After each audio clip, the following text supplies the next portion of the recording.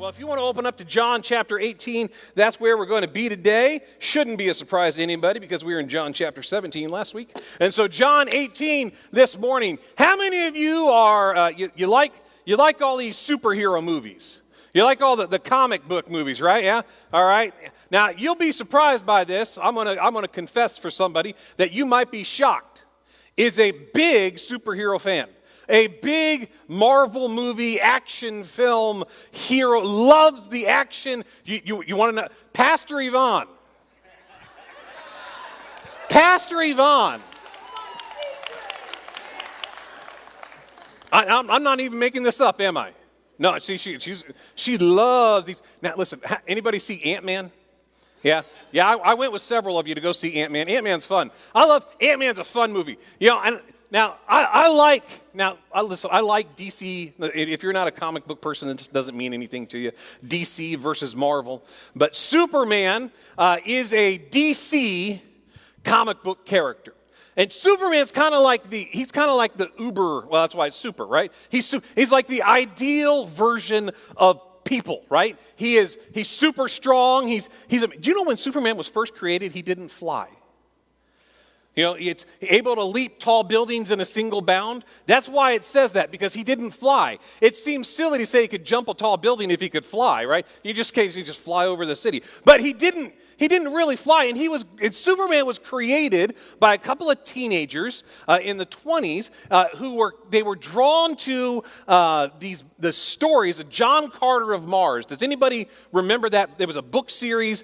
It was a movie that Disney tried to make that they did a horrible job at, called John Carter of Mars. They were hoping to make a multi-part series, but the first one was so bad, they're like, yeah, we can't do this again. But Superman was created as like the perfect specimen. That was his. So when we look at Superman, and say, man. And now this image of Superman, this is from cartoons in the 40s. I have these on DVD. They're awesome. And Superman doesn't fly in it. If you watch, Superman jumps. He just jumps a really long way in these. He's able to leap tall buildings in a single bound. Here's the hard thing about Superman, is that Superman is perfect. And so nobody really identifies with Superman because none of us are perfect. None of us match the qualities of Superman. Now, I'm not even talking about being able to fly or being able to, the X-ray. I just can't be perfect. Can you be perfect? I can't be perfect. It's a hard thing. So in the 60s, Marvel Comics came up with their own character, not Superman. Now, they had superpowers. They were bitten by a radioactive spider. And maybe you're familiar with Spider-Man. I don't have a picture of Spider-Man. I'm sure we all know who Spider-Man is. But one of the things that made Spider-Man insanely popular is that he had problems. He was a teenager, first of all. He got bullied in high school. And if you follow Spider-Man in the comic books, he never has enough money. He's always late. He keeps getting fired from jobs because he has problems. He was incredibly popular because even though he had all of these superpowers, he was a regular person like you and me. He was a regular person how many of you have ever said, okay, I got 4 days worth of paycheck and I got 6 days worth of days. What are you going to do? Spider-Man, he never knew where his next job was going to be. He got fired all the time. So what they do if you've seen in the movies, the Tobey Maguire ones, listen, he got fired from jobs. He had problems with pimples. Superman never had a pimple. Superman never got fired. Superman was never late. But Spider-Man, how many of you say, if I'm going to pick a superhero I can identify with Spider-Man? Even like Batman, who doesn't have superpowers. Yeah, Batman's superpower, he's rich. I don't have billions and billions of dollars. Spider-Man had to sew his own costume by himself, right? And it ripped. And so every now and then, so if you see, it's like there's one comic book for Spider-Man that he loses his costume, and so he has to borrow a jumpsuit from the Fantastic Four. But it doesn't have a mask, so he has to wear a paper bag on his head. How many of you don't picture superheroes as dirt poor? But Spider-Man had to wear a paper bag to cover his identity. Superman doesn't even have to worry about covering his identity because he's perfect. Sometimes we have a hard time identifying with people that are too distant from us. We can't see ourselves in it. You know, Heather works in real estate.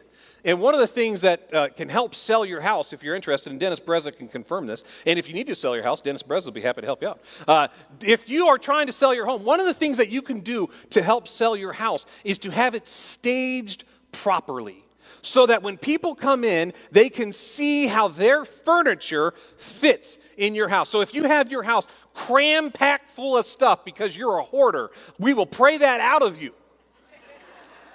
But at the same time, if you want to sell that house, you're going to have to get rid of some of your stuff, even if it means renting a storage unit and just hiding it from people. But when your house is properly staged, people can come in and they can see it and say, oh, I see, my couch can go here, my couch can... That's why having a totally empty house doesn't necessarily help either.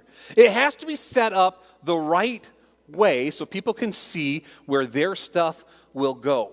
And that's really some of the challenge that we have when we read the Bible sometimes. When we read the Bible, sometimes we don't see ourselves in the people there. You know, I mean, I don't. Do you have a favorite Bible character? It's just something. Noah, you love Noah. You like boats or animals? You like the story? I'm picking. You know who's hard for me to identify with? Paul.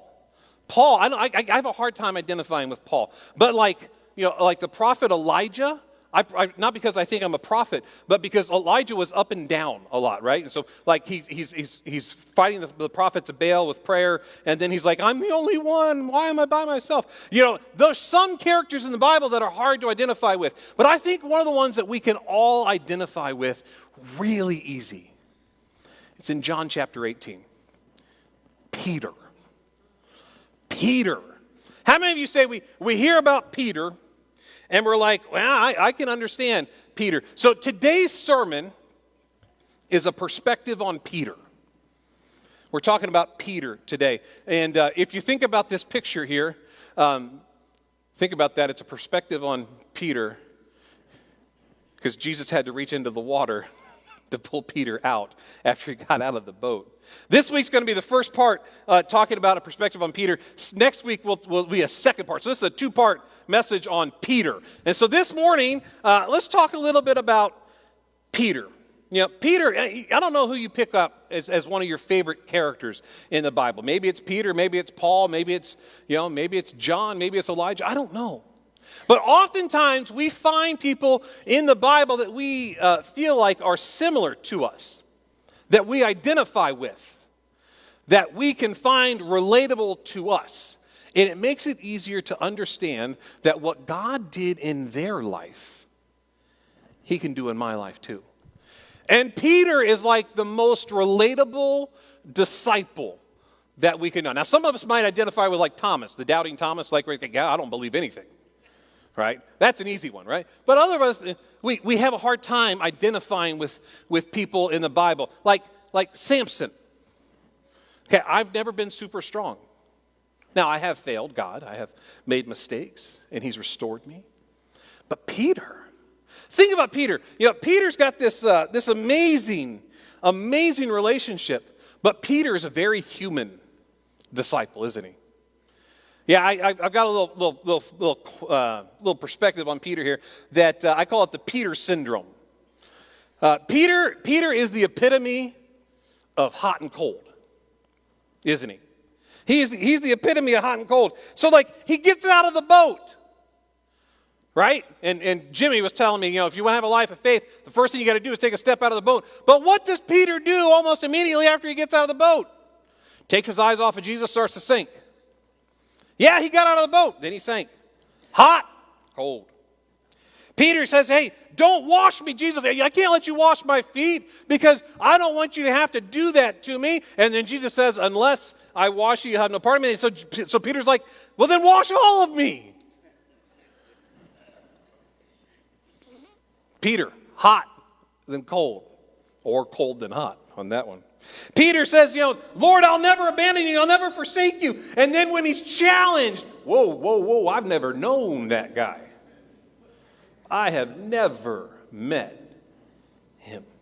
Actually, when you read that in different parts of the gospel, Peter didn't just deny knowing Jesus. He was like cussing about it. He was cursing about it. He was trying, no, I am not one of those guys. John chapter 18 gives us an interesting perspective on Peter. You know, Peter was very passionate. He was a passionate person. I think he loved Jesus. There's no question that he loved Jesus. But I think Peter was kind of like one of those, ready, fire, aim kind of people. This is what we're going to do. Well, we've already done it. All right, well, that didn't work out we thought it was going to. And started over. Peter was passionate, but he was inconsistent in his passion. The summer is a great time. I love summer because it's a time of kids camps and vacation Bible school. How many of you volunteered with Vacation Bible School this week? How many of you were ministered to by being a volunteer at Vacation Bible School? I love to see the hands. I think, listen, Vacation Bible School's fun. It's a lot of work, though, isn't it? It's a lot of work. I was talking to Melissa. She said that the first day, she went and slept. She took a 4-hour nap. So you got to be careful what you tell me because I might make it into a sermon. All right? But she took, after the first day, and listen, Bennett slept great this week because Vacation Bible School wears them out. But it's a great opportunity to minister to kids. I love the summer because we have Vacation Bible School. We have kids camp, which I don't think we're sending any kids, but we did send a couple of teens to teen camp. I love camp. Camp's a wonderful time because it transforms kids' lives. But oftentimes, and I grew up in church, so I have experienced this. I've seen this. I've done this.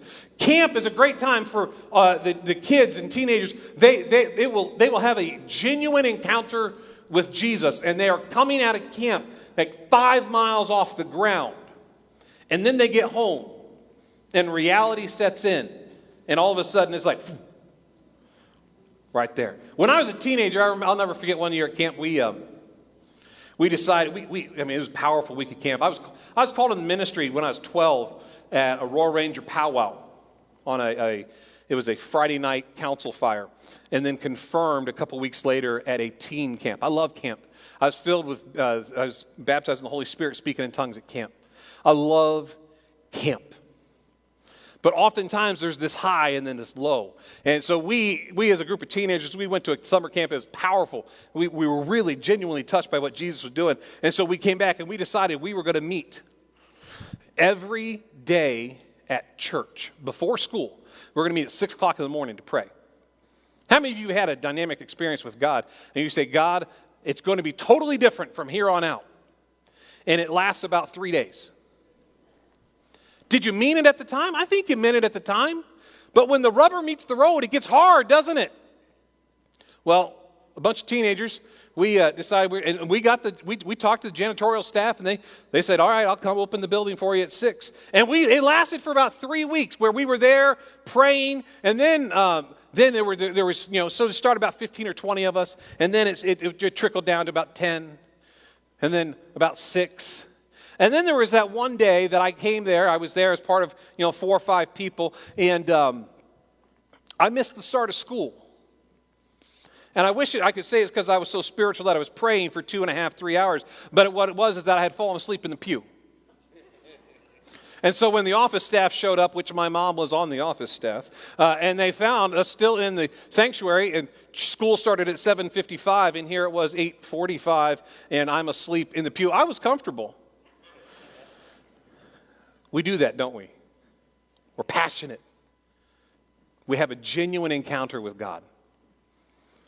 But then something happens. Whether it's life hits or we get distracted. We don't see all the other stuff that's pushing at us, pressing at us. Was the experience in the encounter with Jesus real at the time? I absolutely believe it was. But how easily do we get distracted from what Jesus wants to continue to do? Really, I think that's what happens with Peter. Peter means it at the time. But then real life occurs. You know, in chapter 18, John 18, verse 10, is where we're going to pick up. Here's the scene. They're in the Garden of Gethsemane. Not the garden. Yeah, they're in the garden. I'm sorry, Garden of Gethsemane. And Jesus is finishing praying, and the Roman soldiers show up. Judas has brought them. They've shown up to take Jesus away. And Peter, being Peter, here's what he does in verse 10. It says, "Then Simon Peter, who had a sword, drew it and struck the high priest's servant, cutting off his right ear. The servant's name was Malchus." Isn't that Peter? Somebody comes and says, "We're taking Jesus away." Peter goes, "No, you're not." And he cuts off his ear. Now, I think Peter might have missed a few of Jesus' teaching on love when he cuts off an ear. Peter was passionate. He was passionate about his relationship. And the challenge for Peter in this instance is that Peter's passion was genuine but misdirected. Yeah, I know people that are far away from Jesus, but they are some of the most ardent supporters of Jesus. They know Jesus. They don't have a personal relationship with him. But I have experienced and watched those that have no relationship with Jesus argue for him, not realizing that if they had a genuine inward transformation, they wouldn't have to argue for Jesus because it would show in their life. Now, Peter, being dynamic in his personality, wanting to relate and wanted to help, he was willing to fight off the soldiers, knowing that it could very well meant that he would die. He was genuine in his passion. Passion's not a bad thing. But here's what Jesus said after he cuts off the ear. Jesus commanded Peter, "Put your sword away.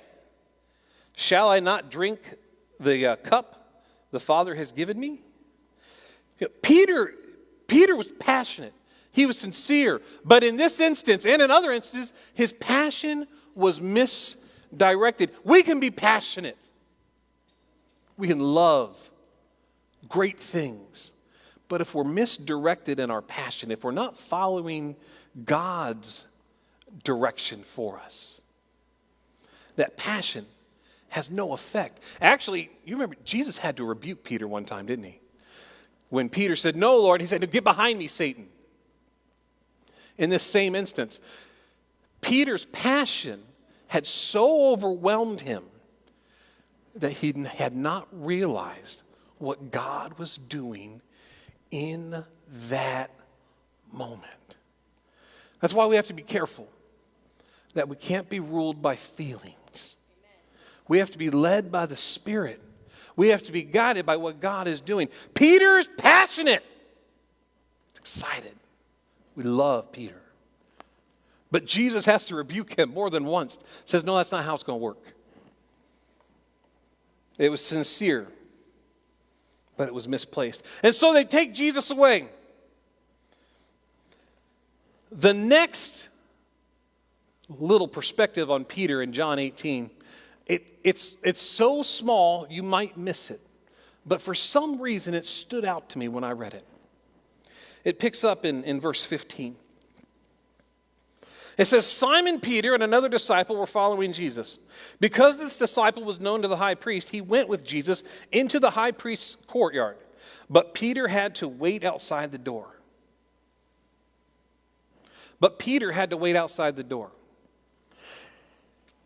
You know, when you're passionate, when you're enthusiastic, when you are what somebody might call excitable, having to wait is about the worst punishment in the world, right?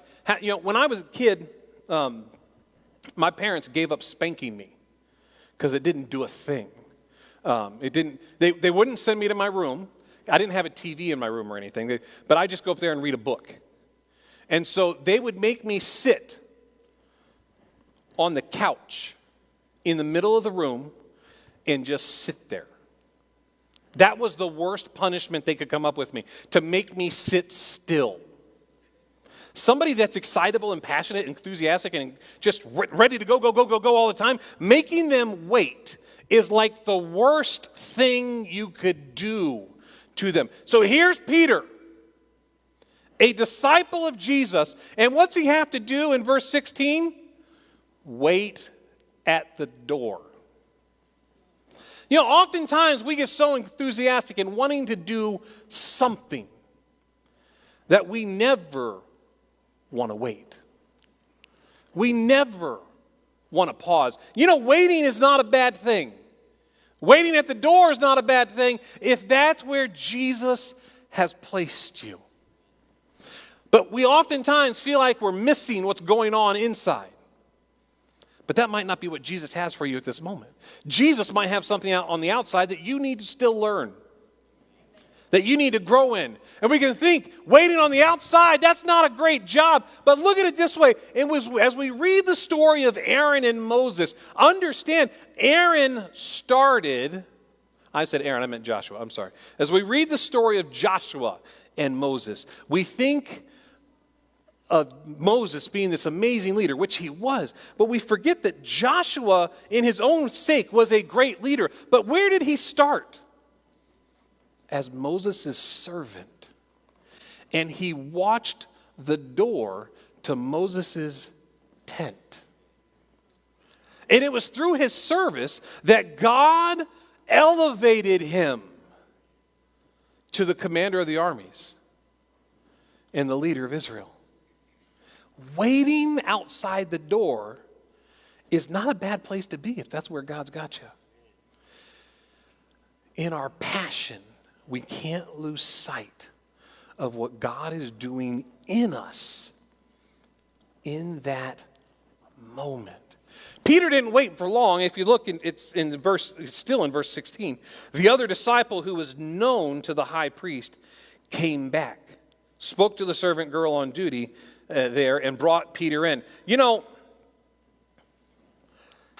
we can get ourselves into the wrong thinking when Jesus asks us or directs us to wait, and we think we should be someplace else. How does that impact us? How does it impact you when you feel like you should have something that has been withheld? That's not fair. I've worked as hard as this person.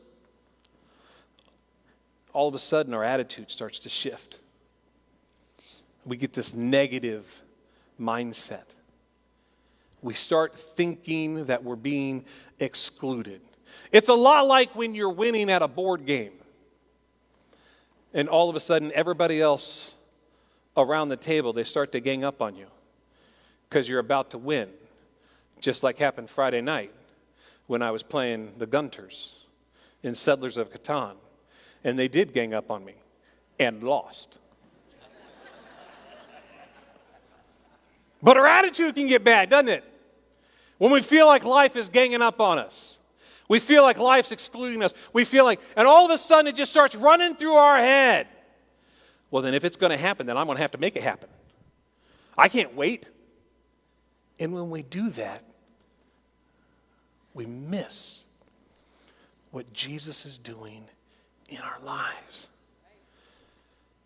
So now, in the beginning of chapter 18, verse 10, Peter whips out a sword, cuts off an ear.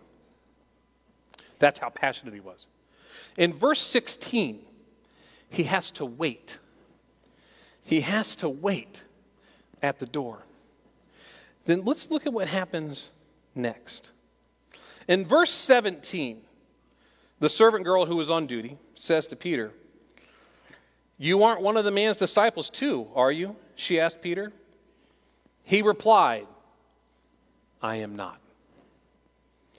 It was cold, and the servant officials stood around the fire they had made to keep them warm. Peter also was standing with them himself. Jumping down to verse 25, it says, "Meanwhile, Simon Peter was standing there warming himself. So they asked him, 'You aren't one of his disciples too, are you?'" That's a very challenging way to ask that question, isn't it? You aren't with him, are you? He denied it, saying, "I am not." One of the high priest's servants, a relative of the man whose ear Peter had cut off, challenged him. Didn't I see you with him in the garden? Again,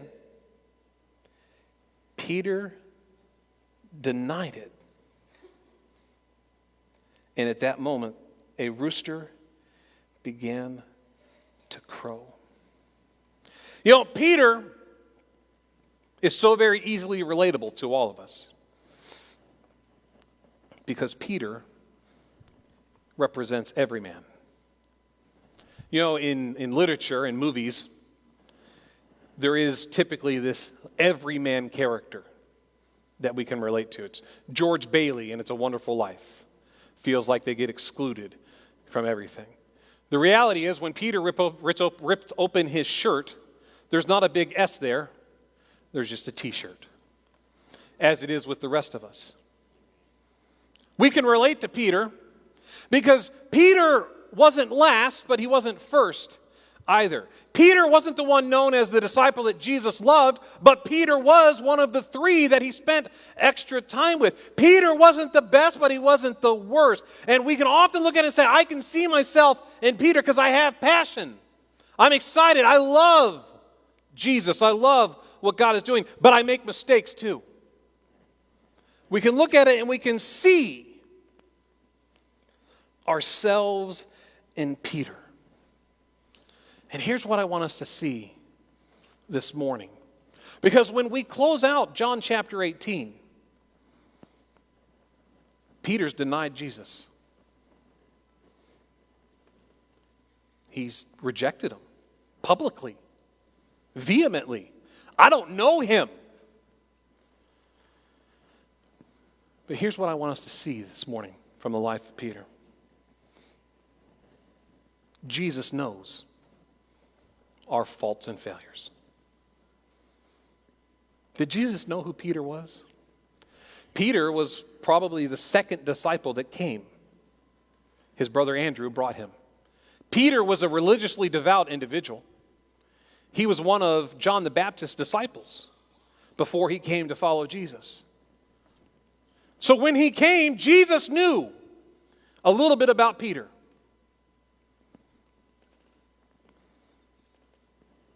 If we think about Peter and we think about ourselves, understand this. Jesus knows our faults and our failures. He knows we're going to mess it up. That's what he told Peter, didn't he? Before the rooster crows, you'll deny me 3 times. Peter, in typical Peter fashion, never, ever will that happen. I will never fail you. I will never deny you. You can kill me, and I will confess who you are until my very last breath. But his first denial was to a servant girl.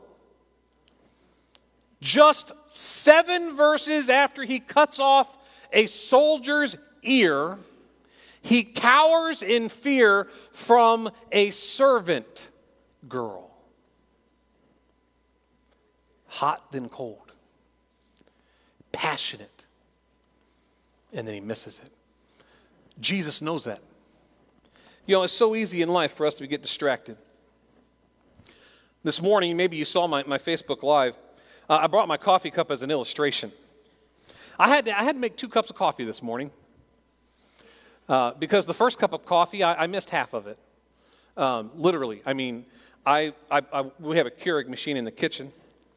I put my coffee pot in, hit the button, and pulled out my phone thinking I'm going to do a Facebook Live update. I want to talk to the church about making sure they come to church this morning.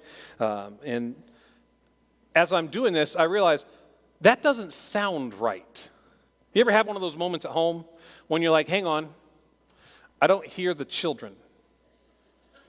And we all know that silent children are not to be trusted. And my coffee didn't sound right. And I look over and I realize I had gotten distracted and forgot to put my coffee cup under the Keurig. Fortunately, the Keurig has a tray, so it was all contained right there. So that's why I had to make 2 cups of coffee, because I only got half of the first one because I was distracted. Jesus knows we're going to get distracted in our relationship with him. He knows it. Why?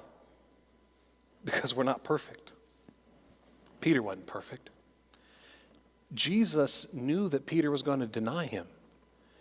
But did he send him away? No. Jesus knows our faults and failures. He knows that we're going to mess it up, but he still loves us and invites us to join him. That's why Peter's such a powerful example. Because Jesus knew who he was. He knew he was going to deny him. But did he kick him away? Did he send him away? He was in with Jesus while he was on trial.